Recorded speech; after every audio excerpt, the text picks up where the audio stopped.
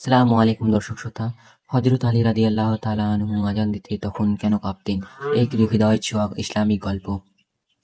হযরত আলী রাদিয়াল্লাহু তাআলা আনহু ইসলামের এক মহান সাহাবী, নবী করিম সাল্লাল্লাহু আলাইহি সাল্লামের ঘনিষ্ঠ সঙ্গী ও জামাতা।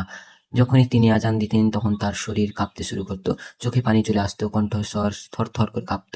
একদিন এক সাহাবী জিজ্ঞাসা, হে আলী, আপনি আযান দিতে গিয়ে এত কাঁপেন কেন?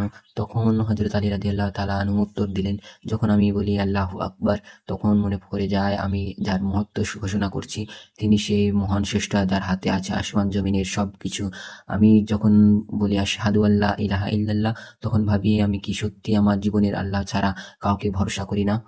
আর যখন বলি হাইয়া আলাস সালাহ, তখন মনে পড়ে আমি নিজে কি সময় মতো নামাজ আদায় করি? এই কথাগুলো বলার পর হযরত আলী রাদিয়াল্লাহু তাআলা আনহুর চোখ বেয়ে অশ্রু গড়িয়ে পড়ত। তিনি বলতেন, যে সত্যিকার ভাবে আযান দিতে অর্থ বুঝে উচ্চারণ করে, তার হৃদয় আল্লাহর ভয়ে ও ভালোবাসায় কেঁপে ওঠে।